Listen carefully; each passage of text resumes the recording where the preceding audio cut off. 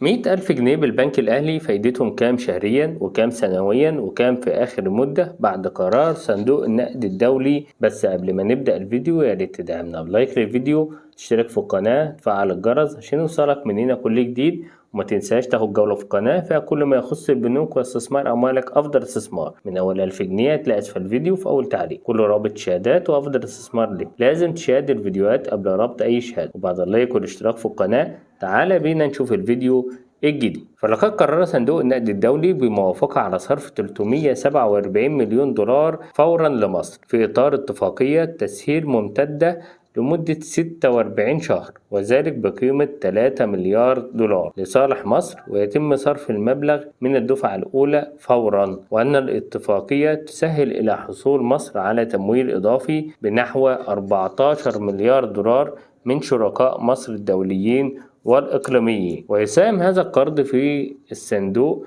من دعم البرامج الشاملة لتحسين الوضع الاقتصادي الحالي. وهنا البنك الأهلي المصري الذراع الأيمن للبنك المركزي يصدر شهادة بفوائد مميزة وعوائد مختلفة، في منها الشهري ومنها السنوي ومنها في نهاية المدة. هنتعرف في البنك الأهلي هناك شهادة ثلاثية لمدة 3 سنوات، والعائد فيها إما تختاروا شهري أو سنوي أو نصف سنوي أو ربع سنوي. الفايدة بتكون على الشهادة السنوية بتكون فيها 17.4%، بينما العائد اللي بيصدر البنك الأهلي من الشهادة بعائد شهري بتكون الفايدة عليه 16%. فعند استثمارك 100,000 جنيه بالشهادة الشهرية 16% هتحصل على كام شهريا؟ أولا 100,000 جنيه في 16% بيدوك في سنويا 16,000 جنيه. طب 16,000 جنيه لما نقسمهم على 12 شهر السنة هتديك 1333 جنيه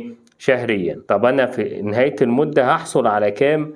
هتحصل في نهاية المدة 16,000 جنيه كل سنة في 3 سنوات هيديك 48,000 جنيه. طب في آخر المدة هاخد إيه؟ هاخد 100,000 جنيه بتوعي الأصليين زائد 48,000 جنيه الفايدة، يبقى تحصلت في النهاية على 148,000 جنيه المبلغ الأصلي زائد الفايدة. ما تنساش الفيديو الجاي فيديو هام جدا، فما تنساش الاشتراك واللايك وتفعيل الجرس عشان تظهر لك القناة.